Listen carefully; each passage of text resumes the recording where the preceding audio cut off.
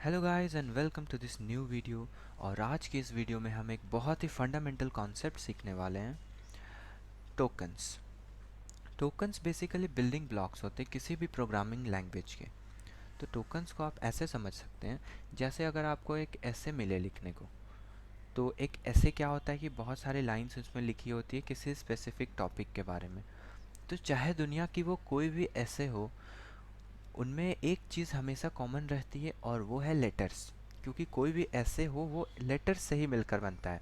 तो हम ये कह सकते हैं कि जो लेटर्स है वो किसी भी ऐसे का फंडामेंटल यूनिट है, यानी बिल्डिंग ब्लॉक्स है। बिल्कुल उसी तरह किसी भी प्रोग्रामिंग लैंग्वेज की फंडामेंटल यूनिट को हम टोकन्स कहते हैं। तो टोकन्स क्या होती है, इन्हें हम आइए डिटेल में देखते हैं। टोकन्स को बेसिकली से 6 तरह से क्लासीफाई किया गया है। ठीक है। सबसे पहली क्लासिफिकेशन है इसकी, उन्हें हम कहते हैं लिटरल्स, LITERALS।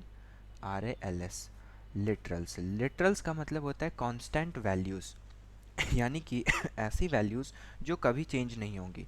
चाहे आप कोई भी प्रोग्राम लिखें, वो कभी चेंज नहीं होंगी। और ये कौन कौन सी हैं? तो ये है, सबसे पहली है इंटीजर। इंटीजर, उनके बाद है फ्लोट, एंड उसके बाद है कैरेक्टर्स। तो इंटीजर वैल्यूज़ क्या होती हैं भाई? इंटीजर का मतलब हो गया नंबर्स, यानी कि 2, -1, 7, 0 एट्सेट्रा। फ्लोट क्या होती है? तो फ्लोट मतलब कि वो नंबर जिनमें डेसिमल पॉइंट हो, जैसे कि 1.77 या फिर -0.51, इस टाइप से, इन्हें हम कहते हैं फ्लोट्स। एंड थर्ड है कैरेक्टर्स। तो आपके कीबोर्ड में जितने भी बटन्स हैं जिनमें लेटर्स या कुछ सिंबल्स बने हुए हैं, वो सारे के सारे कैरेक्टर्स के अंदर आते हैं। और कैरेक्टर्स को हमेशा हम सिंगल इन्वर्टेड कॉमा के अंदर लिखते हैं। जैसे फॉर एग्जांपल, अगर मैं कहूँ दिस ए, तो ये एक कैरेक्टर है। अगर मैं कहूँ कैपिटल जेड, तो ये एक कैरेक्टर है।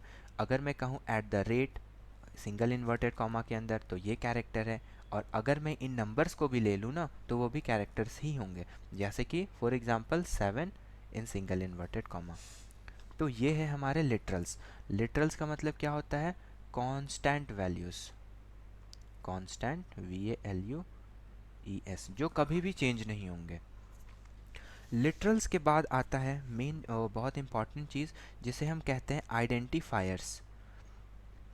Identifiers, FIERS, identifiers.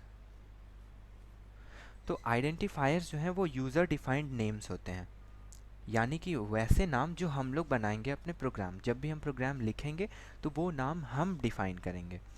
तो वो होते हैं user defined names. User defined names क्या क्या चीज़ें हैं जिनका नाम, यानी कि जो कोड लिखेगा, यानी कि जो हम होंगे, वो किन चीज़ों का नाम हम लिख पाएंगे? तो वो केवल 5 चीज़ें हैं। सबसे पहली चीज़ है वेरिएबल्स, उसके बाद एरेज, उसके बाद पॉइंटर्स,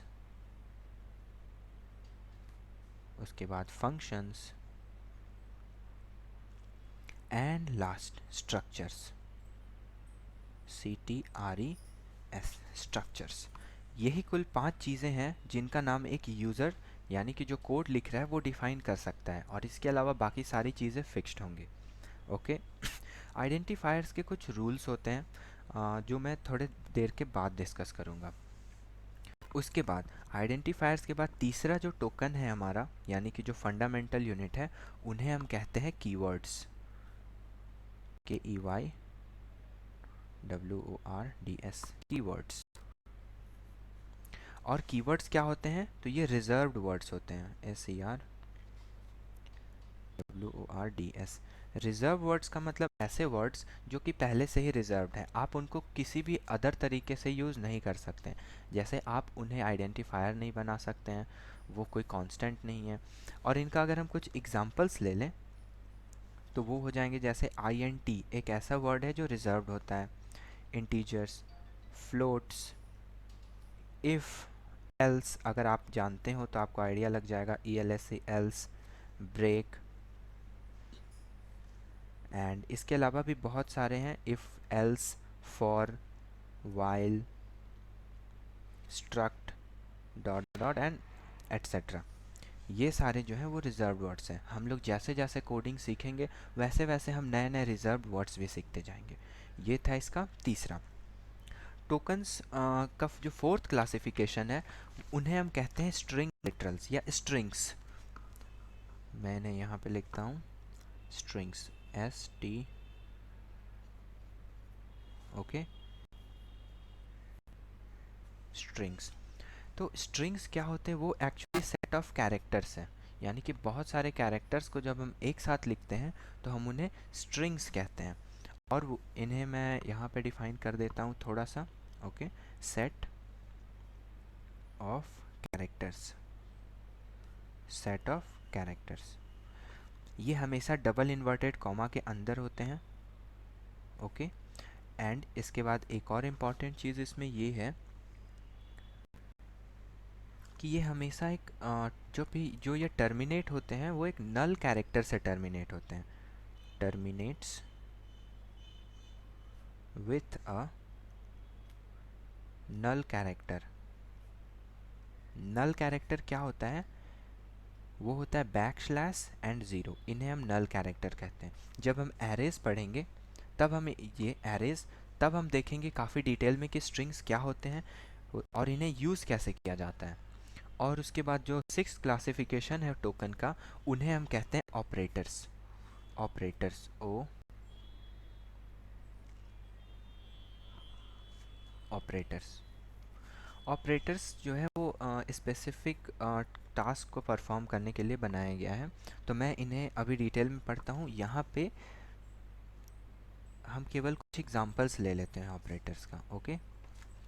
इनका कुछ एग्जांपल्स है, जैसे अरिथमेटिक ऑपरेटर्स होते हैं प्लस के लिए, minus, multiply, divide and reminder, इन्हें मॉड्यूलस ऑपरेटर कहते हैं। इनके अलावा equal to, less than, greater than, and, logical or, logical not, bitwise and, bitwise or, dot dot dot and etcetera. हम लोग देखेंगे डिटेल में इन्हें क्या कहते हैं। तो ये है बेसिकली टोकन्स के क्लासिफिकेशन। जो हमारा पूरा प्रोग्राम रहेगा, जो जो भी आप सी सीखे या फिर कोई भी अदर प्रोग्रामिंग लैंग्वेज सीखेंगे, तो ये सारी चीज़ें उनमें हमेशा रहेंगी, ओके। ये सारे बेसिक चीज़ें एक बार हम क्विक रिवाइज कर लेते हैं। एक क्विक रिवीजन करते हैं। जैसे कि सबसे पहला है लिटरल्स। लिटरल्स किन्हें कहते हैं? कांस्टेंट वैल्यूज़ को जो कभी भी चेंज नहीं होंगी, जैसे इंटीजर, फ्लोट एंड कैरेक्टर्स। उसके बाद आते हैं आइडेंटिफायर्स, यानी कि जो नाम हम डिफाइन करेंगे हम उन्हें आइडेंटिफायर्स कहते हैं। इनका एग्जाम आइडेंटिफायर्स जो हैं जिनका नाम हम डिफाइन कर सकते हैं वो कुल 5 चीज़ें हैं। Variables, arrays, pointers, functions and structures, हम इन सारी चीज़ों को डिटेल में देखेंगे। उसके बाद है कीवर्ड्स। कीवर्ड्स का मतलब रिजर्व वर्ड्स, यानी कि कुछ ऐसे वर्ड्स जो पहले से रिजर्व किए हुए हैं और आप उन्हें उनमें कोई भी छेड़छाड़ नहीं कर सकते हैं। उसके बाद आती है चौथी चीज़, वो है स्ट्रिंग्स, और ये काफ़ी इंपॉर्टेंट पॉइंट है। क्यों इंपॉर्टेंट है आपको पता चलेगा। और उसके बाद आता है लास्ट, ऑपरेटर्स, जो कि स्पेसिफिक ऑपरेशंस करने के लिए बनाए गए हैं। तो अभी हम दो चीज़ों को डिटेल में देखेंगे, पहला आइडेंटिफायर्स एंड दूसरा ऑपरेटर्स। तो आइए देखते हैं आइडेंटिफायर्स के बारे में। जैसा कि हमने अभी देख ही लिया, आइडेंटिफायर्स क्या होते हैं? यूज़र डिफाइंड नेम्स, यानी कि वैसे नाम जिन्हें हम बनाएंगे जब हम कोड लिखेंगे। तो नामकरण संस्कार करने के कुछ नियम हैं सी के और अदर प्रोग्रामिंग लैंग्वेज के भी, जो लगभग आइडेंटिकल है। तो वो क्या रूल्स हैं? देखिए, आइडेंटिफायर में सबसे पहला जो है वो है कि एटलीस्ट वन कैरेक्टर होना चाहिए, okay. At least one element, okay, यानी कि कुछ ना कुछ तो होना चाहिए। दूसरा रूल ये कहता है कि जो फर्स्ट एलिमेंट है, यानी कि फर्स्ट एलिमेंट वो क्या क्या हो सकता है? तो वो अल्फ़ाबेट हो सकता है, alphabet, okay, capital and small, capital और स्मॉल दोनों, plus underscore, under SCORE, under score क्या होता है, ये कहते हैं नीचे जो एक लाइन रहता है नीचे की ओर, उसे हम अंडर स्कोर बोलते हैं। तो पहला एलिमेंट या तो आप अल्फ़ाबेट लीजिए, कैपिटल या स्मॉल, या फिर अंडर स्कोर लीजिए। उसके बाद सेकेंड एंड रेस्ट ऑफ जो एलिमेंट्स होंगे वो क्या क्या हो सकती हैं, तो वो आती हैं, उनमें आपका अल्फ़ाबेट्स हो सकता है, okay, capital and small, plus under score तो होगा ही होगा। और उसके बाद एक और चीज़ आती है, उन्हें कहते हैं डिजिट्स या फिर नंबर्स, DIGITS, डिजिट्स, यानी कि 0 से लेकर 9 तक। बस।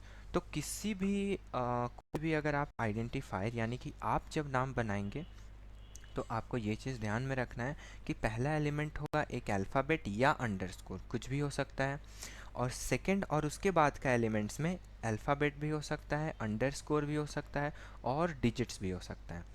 और एक बहुत ही इम्पॉर्टेंट पॉइंट ये है कि मैं ये भी लिख देता हूँ कि no other character, no other no other character का मतलब हो गया कि इनके अलावा कुछ भी नहीं। फॉर एग्ज़ाम्पल जैसे मैं कह लूँ सेमी कॉलन, ये नहीं दे सकते हैं आप, एट द रेट ये भी नहीं दे सकते हैं, comma, full stop, dash, dot dot dot and etcetera, ये सारी चीज़ें नहीं होनी चाहिए। और उसके बाद no reserved word, SERVED, no reserved, लिखा था नो रिजर्व्ड वर्ड्स जो कीवर्ड्स होते हैं, जैसे इफ़ हो गया, एल्स हो गया, तो जैसे जैसे हम देखेंगे जो भी रिजर्व्ड वर्ड्स हैं आप उनका यूज़ नहीं कर सकते हैं। तो ये है हमारे पास टोटल आइडेंटिफायर्स के रूल्स। कुछ एक आध एग्जांपल्स कर लेते हैं।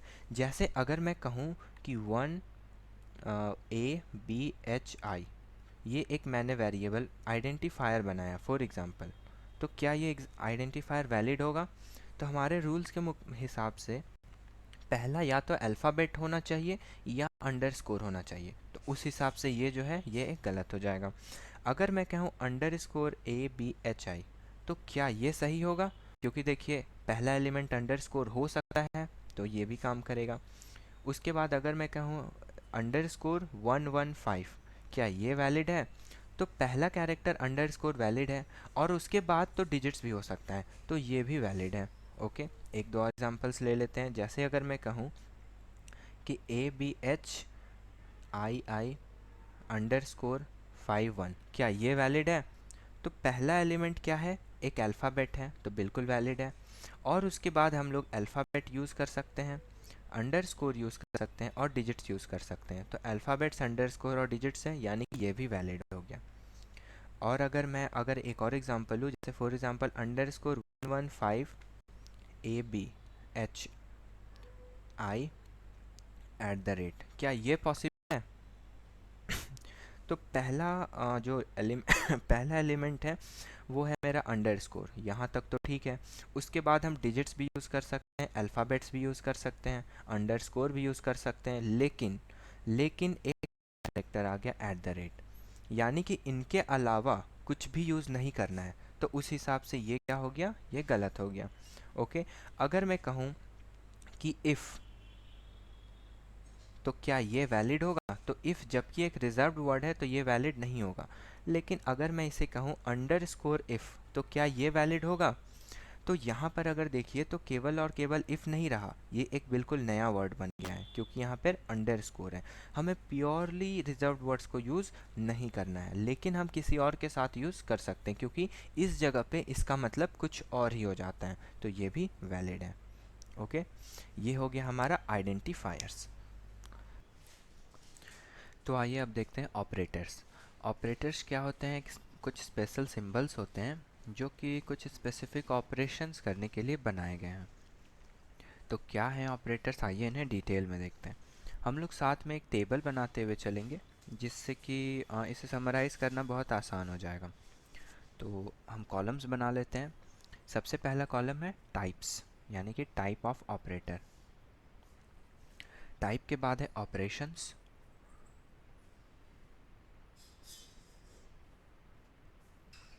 ऑपरेशंस के बाद ऑपरेटर्स एंड एसोसिएटिविटी, यानी एसोसिएटिविटी में सारे में होते नहीं, यहाँ पे प्रॉपर्टीज़ लिख लेते हैं, TIAS प्रॉपर्टीज़। और हम जैसे जैसे नीचे की ओर चलेंगे वैसे वैसे इनका प्रेसिडेंस जो है वो कम होता जाएगा। ये क्या है आपको पता चल जाएगा।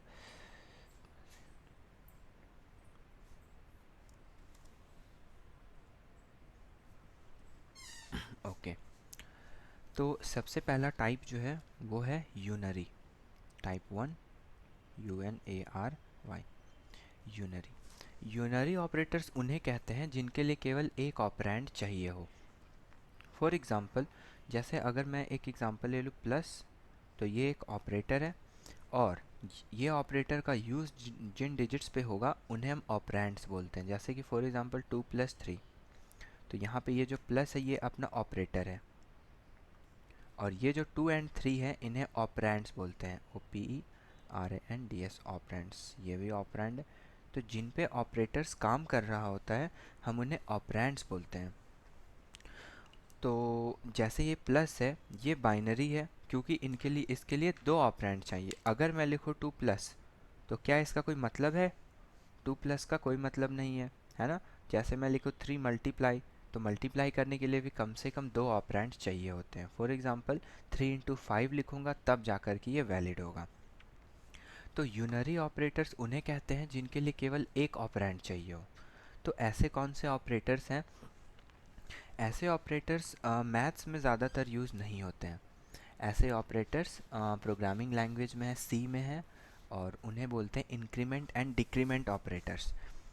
इंक्रीमेंट एंड डिक्रीमेंट, इन्हें हम लिखते हैं plus plus and minus minus से। अब ये हैं क्या? फॉर एग्ज़ाम्पल मैं एक वैल्यू x में x वेरिएबल में मैं एक वैल्यू ले लेता हूँ। For example x = 2।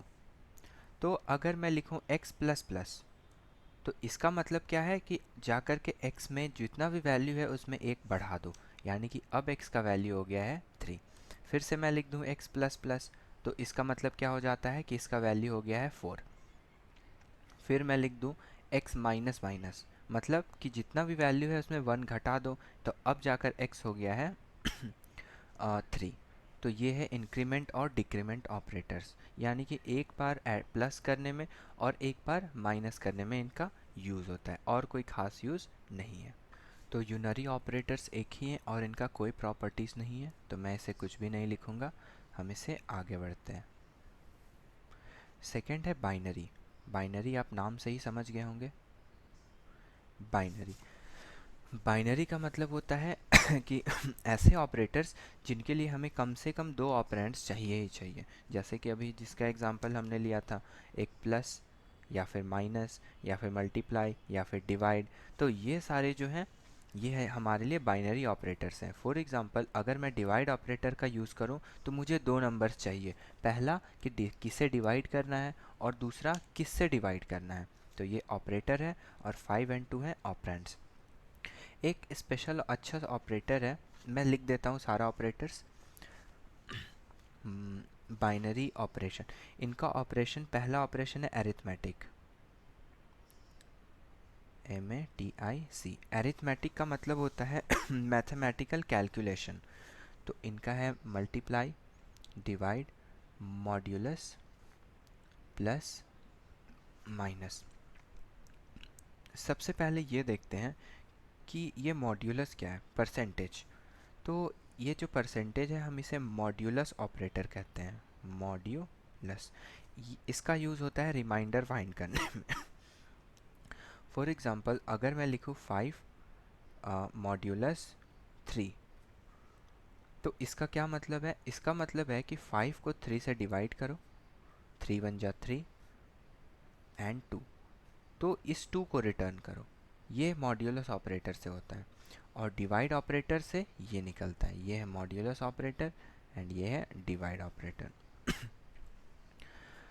अगर मान लीजिए मैं आपको एक एग्जांपल दूं, एक क्वेश्चन दूं कि अगर आपको 2 से 5 को डिवाइड करना है, तो हम इसे कैसे कर सकते हैं, 2 2 ज़ा 4 एंड कैरी रिमाइंडर आया 1।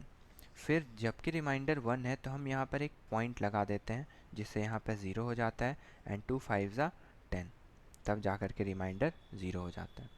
ये डिवीज़न जो है ना, ये सी में नहीं होता है डायरेक्टली।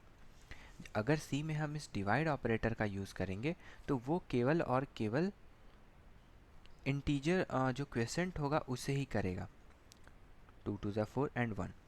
अगर हम लिखते हैं कि 2 divided by 2, sorry 5 divided by 2, तो ये रिटर्न करेगा मेरे को 2। क्यों? क्योंकि ये डेसिमल पॉइंट रिटर्न नहीं करता है, केवल इंटीजर वाला जो वैल्यू है उसे ही रिटर्न करेगा। और फिर मैं लिखूँगा 5 मॉड्यूलस 2, तो ये क्या करेगा कि इस रिमाइंडर को रिटर्न करेगा। आई होप आप डिवीज़न और रिमाइंडर यानी मॉड्यूलस ऑपरेटर को समझ गए होंगे। अब एक चीज़ यहाँ पर ये है कि मैंने इसे ऊपर और नीचे अलग अलग क्यों लिखा, एक साथ ही क्यों नहीं लिखा, तो ये है प्रेसिडेंस के कारण। नीचे जा रहे हैं तो प्रेसिडेंस क्या हो रहा है, कम हो रहा है। अब ये प्रेसिडेंस क्या होता है, आइए इसे भी देखते हैं। यहाँ पे एक इम्पॉर्टेंट चीज़ ये है कि मैंने मल्टीप्लाई, डिवाइड और मॉड्यूलस को ऊपर एक साथ रखा है और प्लस एंड माइनस को नीचे रखा है। तो ये करने का कारण है प्रेसिडेंस। जैसे आपने बोर्ड मास रूल पढ़ा होगा कि अगर मैं लिखूँ 2 इंटू 5 प्लस 3 इंटू 4, तो यहाँ पर क्या है कि मल्टीप्लिकेशन है एक ऑपरेटर, एक है एडिशन का और एक और है मल्टीप्लिकेशन का। तो बोर्ड मास रूल क्या कहता है कि आपको पहले क्या करना है, ब्रैकेट्स BO ऑफ DMAS, ये क्या कहता है कि सबसे पहले आपको डिवीज़न करना है, डिवीज़न करने के बाद आपको मल्टीप्लिकेशन करना है, उसके बाद जाकर एडिशन करना है। यहाँ पर अगर हम देखें तो मल्टीप्लिकेशन है और ये मल्टीप्लिकेशन है, तो बोर्ड मास रूल्स के हिसाब से पहले हमें क्या करना है, मल्टीप्लिकेशन, और उसके बाद जाकर एडिशन करना है। यानी कि 5 2 ज़ा 10 प्लस 12 और जाकर के आंसर आ जाएगा मेरा 22। यही चीज़ यहाँ पे भी सेम टू सेम है, बस हम यहाँ पे प्रेसिडेंस कहते हैं। प्रेसिडेंस का मतलब क्या है कि आपको किसे पहले परफॉर्म करना है। यहाँ पे है कि मल्टीप्लिकेशन, डिवीज़न और मॉड्यूलस, ये तीनों आपको प्लस एंड माइनस यानी कि एडिशन एंड सब्ट्रैक्शन से पहले करना है, तब जा कर के वो सही होगा। लेकिन अब यहाँ पर एक चीज़ देखने वाली ये है कि अगर मल्टीप्लिकेशन और मॉड्यूलस, जैसे मैं एक एग्जांपल लेता हूँ, for example 10 multiplied by 5 modulus 2। अब है यहाँ पे पहले किसे किया जाए, मल्टीप्लाई को पहले किया जाए या मॉड्यूलस को, क्योंकि दोनों से आंसर अलग अलग आएंगे। कैसे देखते हैं, अगर हम पहले मॉड्यूलस को कर लें, ओके, तो ये क्या हो जाएगा, 10 इंटू 5 मॉड्यूलस 2, 2 2 ज़ा 4 एंड रिमाइंडर आया 1, तो इसका आंसर आता है 10। और अगर मैं इधर से करूं, यानी कि पहले मैं यहाँ पे मल्टीप्लाई कर लूँ, तो ये हो जाएगा मेरा 50, 10 5 ज़ा 50, और तब जाकर के मैं मॉड्यूलस 2 करूँगा 50, और तब जाकर मैं मॉड्यूलस 2 करूँगा तो इसका आंसर आएगा 0, क्योंकि 52 से डिवाइड हो जाता है तो रिमाइंडर बचेगा ही नहीं। तो अब इन दोनों में से सही कौन सा है भाई, तो जब बात आती है सेम प्रेसिडेंस की, तब यहाँ पे एक प्रॉपर्टी लगता है जिसे बोलते हैं एसोसिएटिविटी, और इस जगह पे ये है लेफ्ट एसोसिएटिव।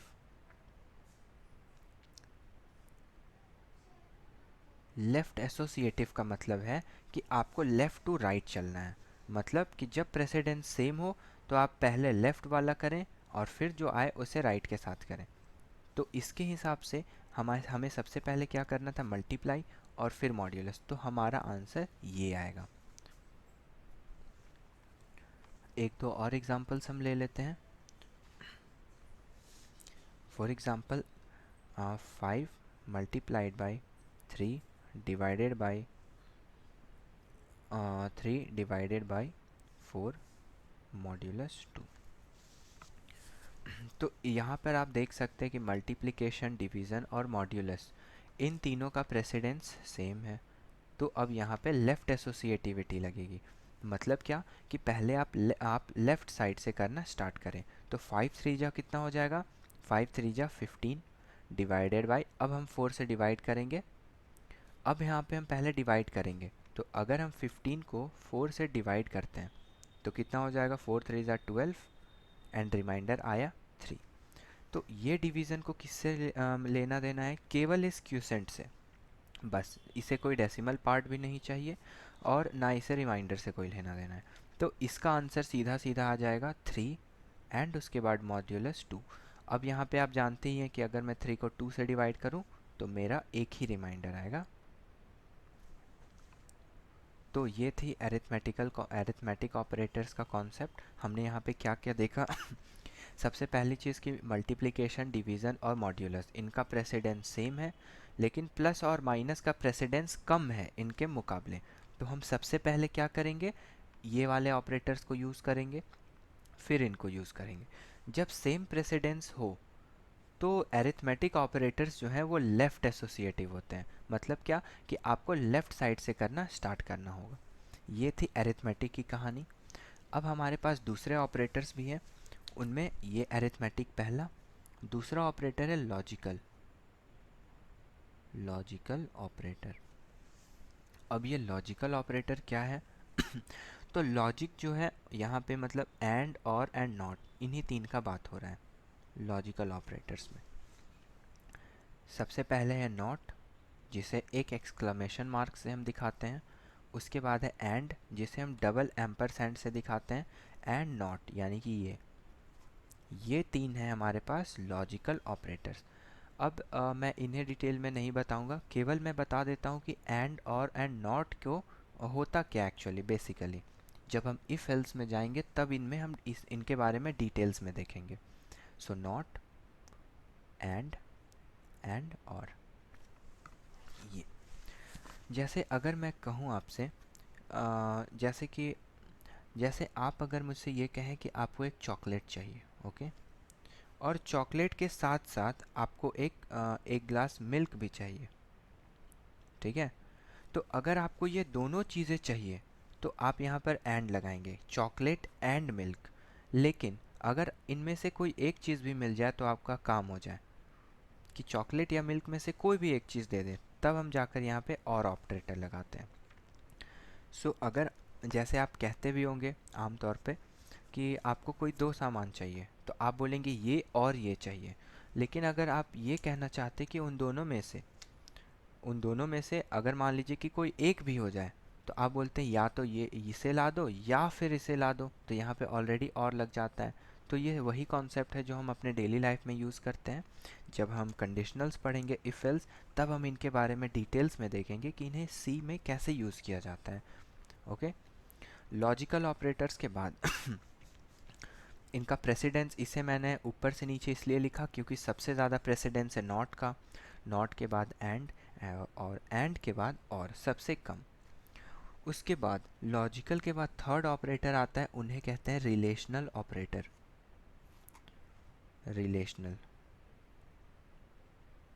रिलेशनल ऑपरेटर मतलब वैसे ऑपरेटर्स हैं जिन्हें कंपेयर करने के लिए यूज़ किया जाता है अलग अलग वैल्यूज़ को। जैसे अगर मैं आपसे पूछूं कि क्या 5 कम है 6 से, तो ये ऑपरेटर यहाँ पे क्या कर रहा है, कंपेयर कर रहा है ना कि 5 कम है, ज़्यादा है या फिर बराबर है तो ऐसे ही हमारे पास कौन कौन से रिलेशनल ऑपरेटर्स हैं, वो हैं less than, greater than, less than equal to, greater than equal to and not equal to. ये हमारे पास 6 रिलेशनल ऑपरेटर्स हैं टोटल। यहाँ पे हम इन दोनों को देख लेते हैं। लेस दैन इक्वल टू का मतलब क्या है कि या तो कम हो या बराबर हो, मतलब बड़ा नहीं होना चाहिए। जैसे अगर मैं कहूँ 5 is less than equal to 5, तो इन दोनों में से देखिए कि क्या कोई एक चीज़ भी ठीक है। क्या 5 कम होता है 5 से, तो नहीं, लेकिन बराबर है तो हो गया। यहाँ पे है इक्वल टू, ये एक ऐसा ऑपरेटर है जिसे मैथमेटिक्स में यूज़ नहीं किया जाता है। ओके, यहाँ पे हम इक्वल टू का मतलब है कि क्या बराबर है, सिर्फ यहाँ पे बराबर चेक करने के लिए हम इसका यूज़ करते हैं। जैसे फॉर एग्ज़ाम्पल अगर मैं कहूँ कि अगर मुझे एक वेरिएबल है मेरे पास, मान लीजिए x इज़ इक्वल टू 3 और दूसरा वेरिएबल है y इज़ इक्वल टू 5, तो हमें अगर ये चेक करना हो कि क्या x और y इक्वल हैं, तो हम कैसे चेक करेंगे, x इक्वल टू y। ये ऑपरेटर लगाएंगे और इसका रिज़ल्ट हमें क्या मिलेगा, वो मिलेगा फॉल्स, क्योंकि ये इक्वल नहीं है। उसके बाद अगर हमें ये चेक करना हो कि क्या ये इक्वल नहीं है, यानी कि जस्ट उल्टा, तो हम यहाँ पे इस ऑपरेटर का यूज़ करते हैं। इसका मतलब होता है नॉट इक्वल टू, एक एक्सक्लेमेशन मार्क और एक इक्वल टू। तो अगर मैं यहाँ पर ये कंडीशन लगाऊं कि क्या एक्स वाई के बराबर नहीं है, तो 3 तो 5 के बराबर नहीं होता है, तो इसका मतलब क्या है कि ये हमारा ट्रू रिटर्न करेगा। तो ये था रिलेशनल ऑपरेटर्स। अब हम इसके बाद आगे देखते हैं। रिलेशनल ऑपरेटर्स हो गए। उनके बाद हमारा एक ऑपरेटर आता है, उन्हें बोलते हैं bit wise operator. Bit wise, ये बिट वाइज ऑपरेटर क्या होता है ये मैं अभी एक्सप्लेन नहीं करूँगा, क्योंकि ये अलग टॉपिक है थोड़ा सा, और इसका आमतौर पे हमें यूज़ भी नहीं करना होता है। बस मैं बता क्या क्या ऑपरेटर्स हैं वो लिख देता हूँ। इन्हें कहते हैं left shift, right shift, and ये मल्टीप्लिकेशन डिवीज़न एडिशन सब्ट्रैक्शन के लिए है, एंड लॉजिकल और। ये बिट वाइज के बाद लास्ट बाइनरी ऑपरेटर है, उसे कहते हैं assignment operator. Assignment operators, assignment operator आप नाम से समझ गए होंगे कि ये वैल्यू असाइन करने के लिए यूज़ किया जाता है। जैसे वैल्यूज़ को अब हम कैसे असाइन कर सकते हैं, तो जैसे हम अगर लिखते हैं कि x इज़ इक्वल टू 3, तो यहाँ पे क्या है कि ये इक्वल टू है जो है वो 3 को असाइन कर रहा है, किसमें, x में असाइन कर रहा है, यानी कि अब x का वैल्यू क्या हो गया, 3। तो कौन कौन से असाइनमेंट ऑपरेटर्स हैं, सबसे बेसिक असाइनमेंट ऑपरेटर है equal to, single equal to. अगर वो डबल इक्वल टू हो जाए तो हम कंपेयर कर रहे हैं, असाइन नहीं करेंगे, कंपेयर हो रहा है। लेकिन सिंगल इक्वल टू है, इसका क्या मतलब है कि ये असाइन हो रहा है। इसके अलावा plus equal to, minus equal to, multiply equal to, divide equal to, and divide and modulus equal to, ये हमारे पास है टोटल असाइनमेंट ऑपरेटर्स। अब ये सारे ऑपरेटर्स क्या हैं, जैसे कि इसका एक एग्जांपल लेते हैं। जैसे अगर मैं कहूँ कि एक x में एक वैल्यू असाइन कर दूँ, x इज़ इक्वल टू 3। अब मैं इसका यूज़ कर सकता हूँ बाकी का, जैसे x plus is equal to 4 लिखूँ। इसका मतलब क्या है कि x का अभी जो भी वैल्यू है उसमें 4 को ऐड कर दो। इसका मतलब क्या कि x का वैल्यू अब कितना हो गया, 4 प्लस 3 7 हो गया। उसी तरह अगर मैं लिखूँ x minus is equal to 11, मतलब क्या कि x का वैल्यू 7 था, उसमें 11 को सब्ट्रैक्ट कर दो, तो x का वैल्यू कितना आ जाएगा, -4 हो जाएगा। ओके, इसी तरह मल्टीप्लाई डिवाइड भी है, इसका भी एक एक एग्जांपल ले लेते हैं। जैसे अगर x इज इक्वल टू 3 है, तो अगर मैं करूँ x multiply is equal to 7, तो इसका क्या मतलब हुआ, इसका मतलब हुआ कि x का जो भी वैल्यू है उसको 7 से मल्टीप्लाई कर कर x में ही सेव कर दो, यानी कि अब x का वैल्यू कितना हो जाएगा मेरा, तो 7 3 जा 21 हो गया।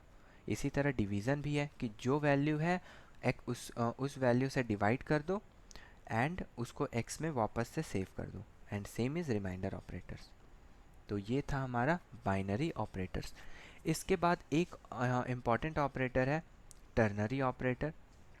आइए इसे भी देखते हैं कि ये क्या है।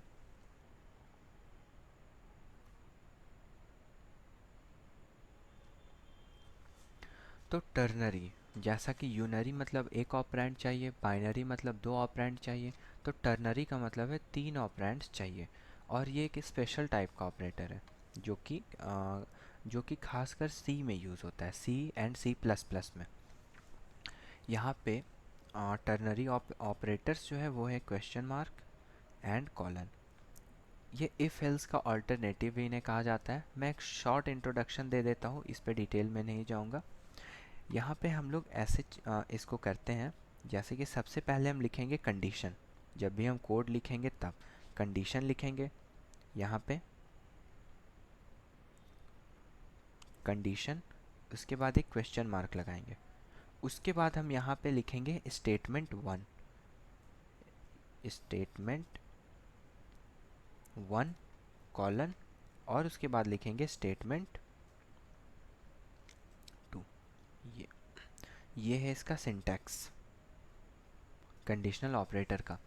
यहाँ पे अगर ये कंडीशन ट्रू होता है तो वो ये पहला वाला स्टेटमेंट को एग्जीक्यूट करेगा, और अगर ये फॉल्स होता है तो दूसरे वाले को करेगा। यही है कंडीशनल ऑपरेटर। तो ये था हमारे ऑपरेटर्स की कहानी।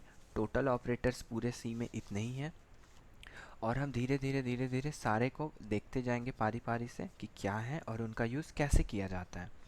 अब एक लास्ट चीज़ यहाँ पर ये बच गया है, टोकन्स का छठा पार्ट जो मैं वहाँ पे बताना भूल गया था। तो वो जो सिक्स्थ पार्ट है उसे हम कहते हैं स्पेशल सिंबल्स।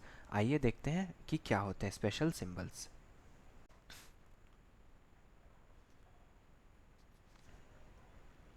तो स्पेशल सिंबल्स वो सारे कैरेक्टर्स को हम कहते हैं बेसिकली, जो कि अल्फ़ाबेट, नंबर्स और अंडरस्कोर के अलावा हैं। यानी कि मैं से अगर लिखूँ यहाँ पे तो ये होगा,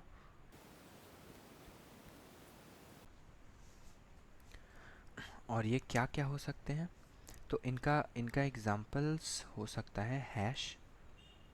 अगर आपने पहले कोई कोडिंग लिखी है तो आपने देखा होगा कि सबसे पहले हैश लिखते हैं, हैश के बाद सेमी कॉलन, उसके बाद कॉमा, फुल स्टॉप, उसके बाद जितने भी ऑपरेटर्स हैं सारे के सारे ऑपरेटर्स स्पेशल सिंबल्स में ही आते हैं।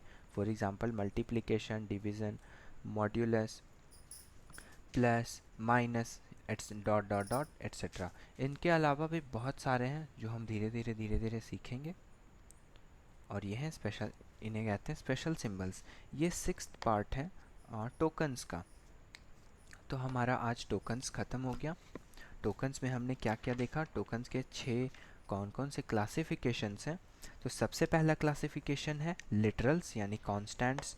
उसके बाद आता है आइडेंटिफायर्स, आइडेंटिफायर्स के बाद कीवर्ड्स यानी कि रिजर्व्ड वर्ड्स, उनके बाद स्ट्रिंग्स, उनके बाद ऑपरेटर्स, और लास्ट में स्पेशल सिंबल्स। तो ये सबसे बेसिक पार्ट होता है किसी भी प्रोग्रामिंग लैंग्वेज का। ये बेसिक है और ये सारे में कॉमन ही आपको मिलेगा। जो स्ट्रिंग्स यहाँ है वो स्ट्रिंग्स कहीं और भी होंगे, जो ऑपरेटर्स हमने यहाँ पढ़ा वो सारे लैंग्वेजेस में वैसे ही पढ़ना है आपको। लिटरल्स हमने देखा, कॉन्स्टेंट्स वो भी ठीक है, आइडेंटिफायर्स यानी यूज़र डिफाइंड नेम। तो ये सारे हो गए टोकन्स। उसके बाद अब आगे की वीडियो में हम अपना पहला कोड लिखेंगे। हम एक बेसिक प्रोग्राम लिखेंगे और हम उसे समझेंगे कि वो क्या है, कैसे काम करता है वो, और उसमें क्या क्या अलग अलग पार्ट्स हैं, कैसे लिखना है। ये सारी चीज़ें हम अपने नेक्स्ट वीडियो में देखेंगे। तो आशा करता हूँ कि आपको मेरे वीडियोस पसंद आ रहे हैं। अगर आप कंटिन्यू करना चाहें तो आप सब्सक्राइब कर सकते हैं। तो मिलते हैं अगले वीडियो में, तब तक के लिए थैंक यू।